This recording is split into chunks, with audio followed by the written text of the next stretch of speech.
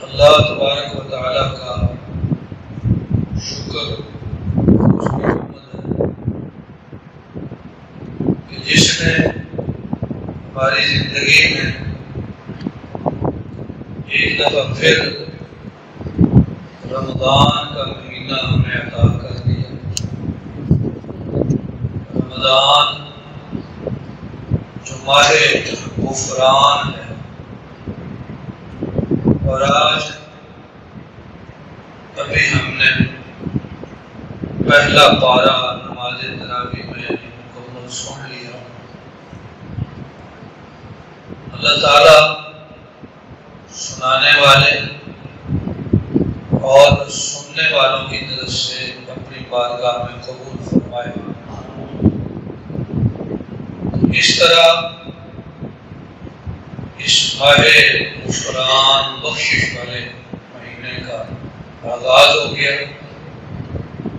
تو گزشتہ سال کی طرح اس سال بھی مختصر بیان مضامین قرآن کا انشاءاللہ نماز تراویح کے بعد ہوا کرے گا۔ اس میں آپ ساتھی تشریف رکھیں گے تاکہ ہمیں یاد دہانی ہو جائے، معلوم ہو جائے قرآن کیا کہتا ہے، قرآن ہمیں کیا پیغام دیتا ہے۔ آئیے مضامین قرآن کے بیان کا آغاز کرتے ہیں۔ بسم اللہ الرحمن الرحیم۔ سب سے پہلے ہے سورہ فاتحہ۔ اس سورت کا نام سورہ فاتحہ ہے۔ اس کا نام سبع مثانی ہے۔ اس سورت کا نام شفا ہے۔ اس سورت کا نام واقعیہ ہے۔ اس سورت کا نام کنز ہے۔ اس سورت کا نام رقیہ ہے۔ اس کے کئی نام احادیث مبارکہ میں آئے ہیں، اس کی مختلف صفات کے اعتبار سے۔ یہ اللہ تعالیٰ کے عرش کے نیچے کے خاص خزانے سے عطا کی گئی ہے۔ اس سورت کا پڑھنا ہر نماز کی ہر رکعت میں ضروری ہے، اور یہ سورت اللہ تعالیٰ نے بندوں کی زبان سے سکھائی ہے۔ اس سورت کا نام سورت صلاۃ بھی ہے۔ صحیح مسلم شریف کی حدیث میں ہے، اللہ تعالیٰ فرماتے ہیں حدیث قدسی، قسمت الصلاۃ بینی و بین عبدی، میں نے صلاۃ کو اپنے اور اپنے بندے کے درمیان تقسیم کر دیا ہے۔ تو پہلی جو آیات ہیں ان میں بندہ میری تعریف کرتا ہے، میں وہ قبول کرتا ہوں، اور بعد کی آیات میں بندہ مجھ سے مانگتا ہے، جو مانگتا ہے میں اسے عطا کرتا ہوں۔ لہذا یہ سورت بہت بڑا خزانہ ہے، اور اس کے ساتھ اللہ نے بڑی برکتیں وابستہ کر رکھی۔ سورت کے آخر میں جہر قرات میں آمین بالجہر کہنا بھی سنت ہے۔ سورۃ البقرہ قرآن پاک کی سب سے بڑی سورت ہے۔ البقرہ کا مطلب ہوتا ہے گائے۔ اس میں گائے کا ایک واقعہ آگے آتا ہے، جس کے نام سے اس سورت کا نام رکھ دیا گیا، موسوم کر دیا گیا۔ سورۃ مبارکہ کے شروع میں اللہ تبارک و تعالیٰ نے 3 قسم کے گروہوں کا تذکرہ فرمایا ہے۔ پہلے مومنین کا، پھر مختصر سا تذکرہ کافروں کا، اور پھر قدر تفصیل کے ساتھ منافقوں کا۔ اللہ تعالیٰ نے تینوں کی صفات و عادات، عقائد اور نظریات کا ذکر کیا۔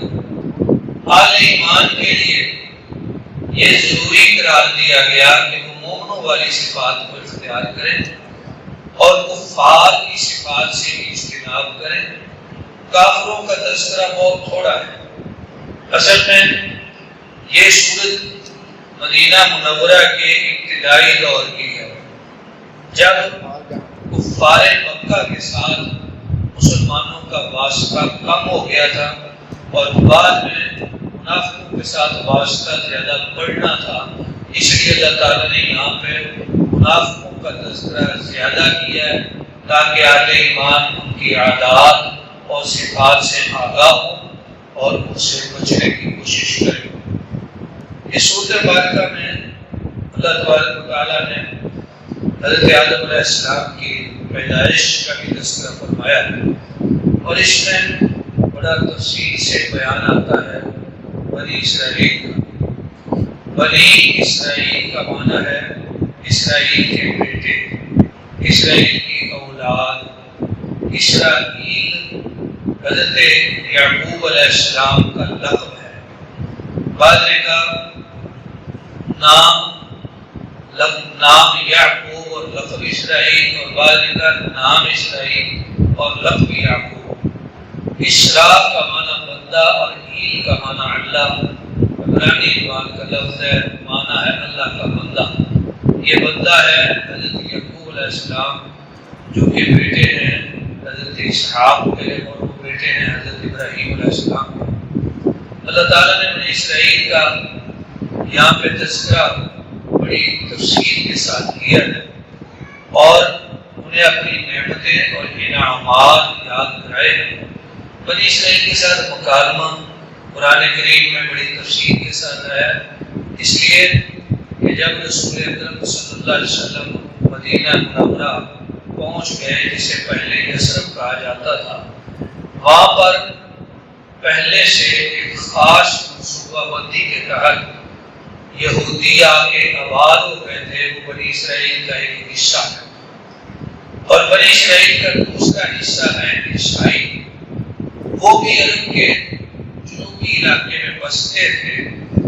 اگلی جو صورت آل عمران، اس کا زیادہ پس منظر عیسائیوں کے ساتھ مکالمہ ہے، اس میں زیادہ مکالمہ یہودیوں کے ساتھ ہے۔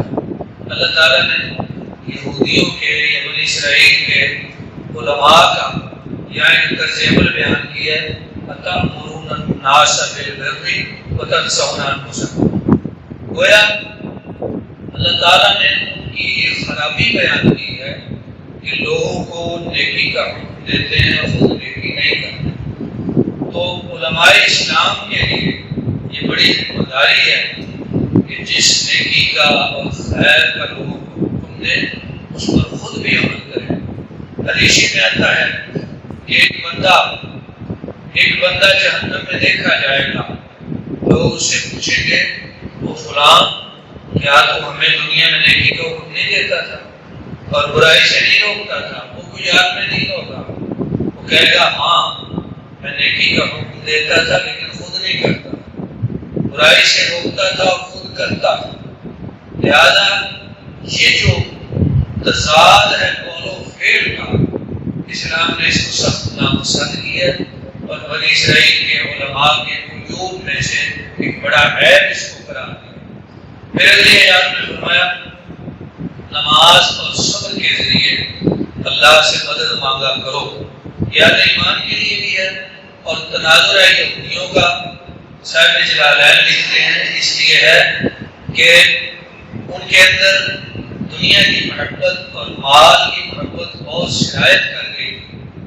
وہ ہر وہ رستہ اپناتے تھے جس سے مال جمع کر سکے، تو اللہ تعالیٰ نے فرمایا تمہارے دل سے مال اور جاہ کی محبت اس وقت نکلے گی جب تم نماز کو اختیار کرو گے اور کم رزق پر، کم ذرائع معاش پر صبر کو سیکھو گے۔ تو صبر اور نماز گویا بندہ مومن کے لیے ہتھیار ہے زندگی گزارنے کے لیے اور زندگی کی مشکلات کو آسانی سے طے کرنے کے لیے۔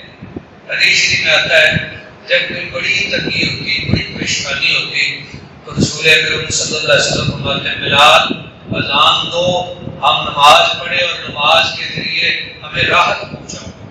پریشانیوں کا علاج ہے نماز۔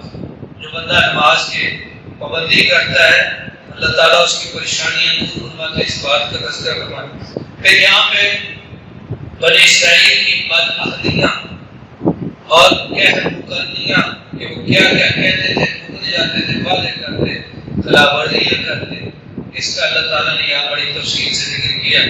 اس دوران میں اللہ نے اصحاب سبت کا بھی ذکر کیا، ہفتے کے دن جو مچھلیاں پکڑتے تھے، کچھ واقعہ تفصیل آگے آتا ہے، جیسا کہ پیچھے تخلیق آدم کے واقعہ کا اشارہ آیا وہ بھی آگے آتا ہے۔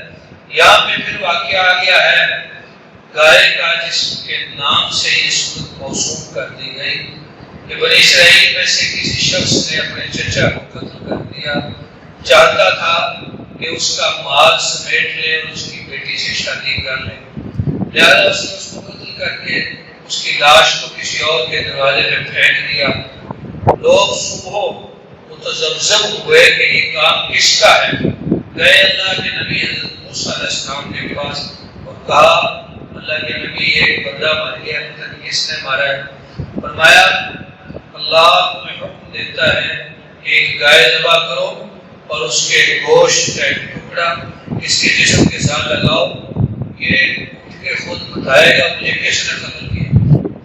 تو اللہ تعالیٰ نے یہ حکم اپنے نبی کے ذریعے ان کو دیا، لیکن وہ حکم کو فوری قبول کرنے کے بجائے حیل و حجت پر اتر آئے اور طرح طرح کے سوالات کرنے لگے، اس کی تفصیلات میں چلے۔ حدیث میں ہے شدد الانفسکم شدد اللہ علیہ، انہوں نے اپنے اوپر سختی کی تو اللہ نے ان پر کر، لہذا یہ بسا اوقات بندوں کی اپنی کوتاہیاں ہوتی ہیں کہ بندے اپنے لیے کچھ سختی کھینچ لاتے ہیں، اللہ کی شریعت میں وہاں نرمی اور آسانی ہے۔ تو اللہ نے جیسے جیسے وہ پوچھتے گئے نبی کے ذریعے اللہ احکام جاری کرتے گئے، لہذا بڑی تنقید میں مبتلا ہو گئے اور جتنی صفتیں اور نشانیاں اس گائے کی بتائی گئی وہ پھر ملنی مشکل ہو گئی ان کے لیے۔ ملک کے دور کنارے میں ایک جوان رہتا تھا جس کا والد بچپن سے ہی جب یہ بچہ تھا بہت ہو گیا، گویا اس کی زندگی یتیمی میں گزری تھی، والدہ حیات تھی اور والدہ کا بڑا فرمانبردار تھا۔ اس کے پاس وہ گائے پائی گئی، کہا کہ ہمیں یہ ضرور چاہیے، تو انہوں نے اس نے کہا کہ اگر ضرور چاہیے تو پھر میں اس کی اپنی مرضی کی قیمت لوں گا۔ تو مرضی کی قیمت یہ طے ہوئی کہ اس کی کھال اتار کے سونے کی بھر کے مجھے دو۔ وما كانوا يفعلون، انہوں نے ذبح تو کر دیا، ابھی کرنا نہیں چاہتے تھے، وہ چاہتے تھے کہ کچھ اور سوال کریں، مشکل میں وہ مزید پھنسنا چاہتے، گویا بنی اسرائیل کی عادت بد ہے، لہذا حیل و حجت احکام شرع میں اختیار کرنا یہ شریعت کی نظر میں ناپسندیدہ خیر ہے۔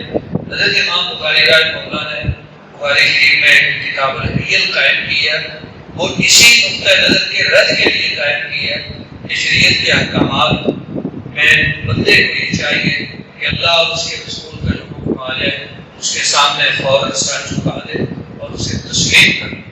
پھر اگلے آیات میں اللہ تعالیٰ نے بنی اسرائیل کی مزید بدعہدیاں ذکر کی اور ان کی ایک خواہش جس پہ وہ جی رہے تھے، ان میں سے اکثر خاص طور پہ جو بالکل ان پڑھ تھے جنہیں کچھ علم نہ تھا، ان کی ایک خواہش اللہ نے دنیا نمایاں کر دی۔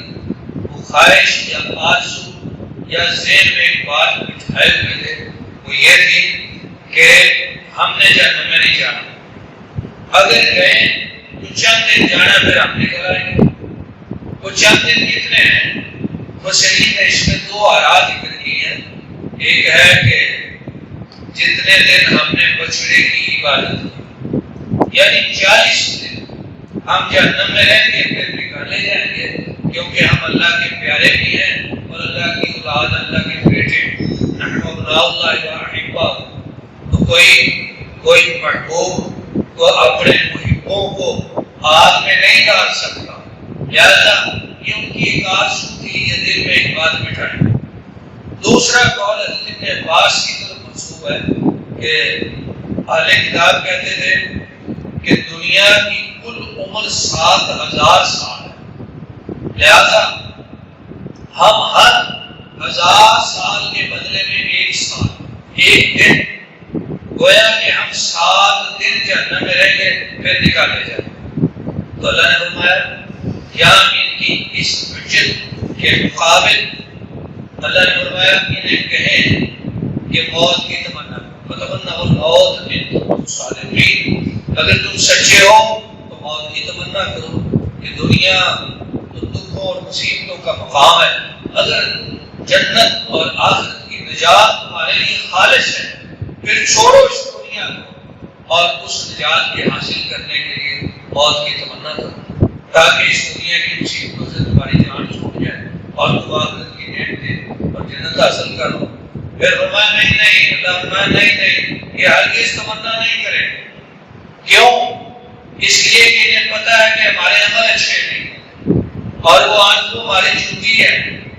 فرمایا یہ ہرگز تمنا نہیں کرے۔ پھر اللہ نے یہاں ایک اور حقیقت بھی بیان کر دی، فرمایا کہ دنیا میں 2 مذاہب ایسے ہیں جو دنیا کی زندگی کے بڑے حریص ہیں، ایک مشرک شرک والے اور دوسرے یہودی۔ یود احدہم لو یعمر الف سنہ، فرمایا یہ موت کی تمنا کہاں کرنے والے، ان میں سے ہر ایک چاہتا ہے کاش کہ مجھے 1000 سال پر۔ فرمایا انہیں یہ بتا دیں اگر اتنی مل بھی جائے تو اللہ کے عذاب سے بچنے والے نہیں۔ اللہ کے عذاب سے اگر بچنا ہے تو زندگی کے ساتھ نہیں بچنا، زندگی کی کمالت کے ساتھ نہیں بچنا، بلکہ عمل صالح کے ساتھ بچنا۔ اس لیے جامع ترمذی شریف کی ایک حدیث شریف ہے، اللہ کے پاک نبی ارشاد فرماتے ہیں طوبی لمن طال عمرہ وحسن عملہ، بڑا خوش نصیب ہے وہ بندہ کہ جس کی عمر لمبی ہو اور عمل اس کے اچھے ہوں۔ اس کا مفہوم معلوم یہ ہوا اصول فقہ کی روح سے کہ وہ بڑا بد نصیب ہے کہ جس کی عمر لمبی ہوئی لیکن عمل اچھے نہیں۔ عمل اچھے ہونا عمر کے ساتھ ساتھ یہ اللہ کا بڑا احسان۔ تو یہود کی اس بدعہدی کا ذکر کیا، پھر اللہ نے یہاں پہ ایک بات یہ بھی فرمائی کہ اہل کتاب نے، ان بنی اسرائیل نے اللہ کے نبی حضرت سلیمان کے بارے میں جھوٹ مشہور کر دیے کہ وہ جادوگر تھے، اس لیے کہ اس زمانے میں جادو سیکھنے سکھانے کا رواج ہو گیا۔ حضرت سلیمان نے ان بندوں سے جس میں جادو لکھتے تھے پکڑ کے اپنی کرسی کے نیچے وہ ساری چیزیں دفن کر۔ اس میں مختلف روایات ہیں، 2-3 طرح کی اس میں صورتیں ہیں کہ حضرت سلیمان نے وہ کاپیاں کس طرح دی اور اپنی کرسی کے نیچے دفن کی۔ بعد میں نکالی گئی تو مشہور یہ ہو گیا کہ اس جادو کے بوتے پر حضرت سلیمان حکومت کرتے رہے، لہذا وہ ایک بادشاہ تھے اور جادوگر تھے۔ جبکہ ہمارا نظریہ یہ ہے کہ وہ بادشاہ بھی تھے اور اللہ کے نبی اور نبی کے بیٹے تھے، حضرت داؤد کے والد صاحب بھی بادشاہ اور نبی تھے اور بیٹا بادشاہ بھی تھے اور نبی بھی تھے۔ آج جو کتاب مقدس پائی جاتی ہے جس میں تورات، انجیل اور دیگر صحائف جمع ہے، اس کے اندر جو ابواب ہیں، ایک باب ہے باب صلاۃ، اس باب میں ذکر کیا جاتا ہے حضرت سلیمان اور داؤد کا، انہیں انبیاء میں اہل کتاب نے شمار نہیں کیا اور نہ وہ انہیں نبی تسلیم کر۔ ہمارا نقطہ نظر یہ ہے کہ وہ اللہ کے نبی، اور یہاں اللہ نے واضح فرما دیا سلیمان نے کفر نہیں کیا۔ کفر کا معنی یہاں جادو ہے کہ جادو کفر ہوتا ہے، فرمایا سلیمان نے کفر نہیں کیا، یعنی سلیمان نے جادو نہیں کیا، البتہ ان کے زمانے میں جادو کا ایک دورہ تھا جس میں انہوں نے قابو پا لیا اور یہاں بطور ازمائش اللہ نے حضرت و ماروت کے واقعہ کا بھی اشارہ کیا۔ پھر اگلی آیات میں اللہ تبارک و تعالیٰ فرماتے ہیں کہ یہ اہل کتاب چاہتے ہیں کہ جو اہل ایمان ہے نا، ظاہر ہے کہ یہ سارے مومن جو ہیں پہلے ایمان والے نہیں تھے، نبی کریم صلی اللہ علیہ وسلم آئے، آپ نے کلمہ شریف پیش کیا تو انہوں نے ایمان قبول کیا، پہلے تو کافر تھے۔ تو یہ اہل کتاب چاہتے ہیں کہ یہ مومن سارے دوبارہ کافر۔ وَدَّ كَثِيرٌ مِّنْ أَهْلِ الْكِتَابِ لَوْ يُرْدُونَكُم مِّن بَعْدِ إِيمَانِكُمْ كُفَّارًا۔ وہ یہ کیوں چاہتے ہیں؟ فرمایا حسدًا مِّنْ عِندِ أَنفُسِهِمْ، حسد کرتے ہو، لہذا اہل ایمان پر، سچے مخلص مومنین پر دوسروں کا حسد ہوا کرتا ہے۔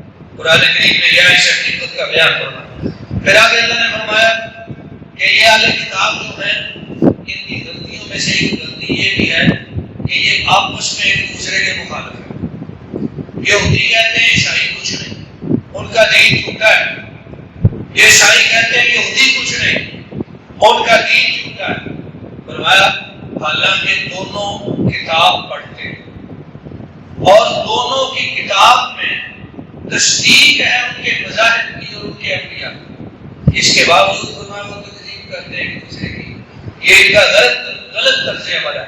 پھر اگلی آیات میں اللہ تعالیٰ نے ایک بہت بڑی حقیقت بیان فرمایا اے میرے نبی جناب محمد مصطفیٰ صلی اللہ علیہ وسلم، لن ترضى عنك اليهود ولا النصارى، آپ پر ہرگز، یہ لفظ مستقبل کی تاکید کے ساتھ نفی کرتا ہے، ہرگز یہ یہودی اور عیسائی اہل کتاب آپ سے راضی نہیں ہو سکتے، حتیٰ تتبع ملتہم، حتیٰ کہ آپ ان کے دین کے پیروکار بنیں۔ یہ ایک بہت بڑی حقیقت ہے۔ جب وہ ہمارے نبی کریم صلی اللہ علیہ وسلم پہ راضی نہیں تو ہم تو آپ کی امتی ہیں اور بہت بعد کے ہیں گناہگار۔ آج کے مسلمان بھی اگر یہ سمجھے، خاص طور پہ مسلمانوں کے حکمران اگر یہ سمجھے کہ ہم یہودیوں اور عیسائیوں کی خوشبودی حاصل کر لیں، انہیں خوش کر کے اپنے کام نکلوائیں، نہیں ہو سکتے۔ نہ وہ کسی کے دلی دوست ہو سکتے ہیں اور نہ وہ راضی ہو سکتے ہیں۔ جب تک مومن مومن ہے، مسلم مسلم ہے، وہ راضی نہیں ہو سکتے۔ حتیٰ تتبع ملتہم، ہاں اپنا دین چھوڑ کے ان کے پیروکار بن جاؤ تو پھر وہ راضی۔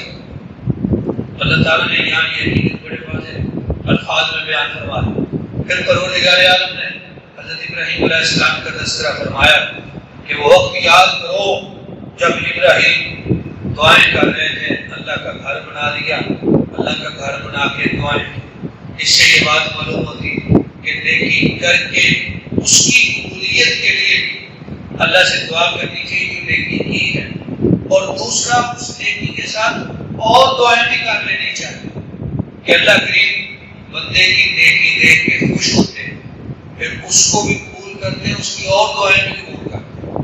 نیکی کے وقت دعا کرنی چاہیے اور کبھی بھی نیکی پر اترانا نہیں چاہیے کہ میں نے بڑی نیکی نہیں۔ نیکی اگر اللہ توفیق دے دے، آج سے اختیار کریں اور ساتھ ہی دعا کریں کہ اللہ قبول کر، اور اس کے ساتھ پھر اور دعائیں بھی ملا۔ حضرت ابراہیم علیہ السلام نے ہمیں اپنے طرز عمل سے یہ سبق پڑھایا۔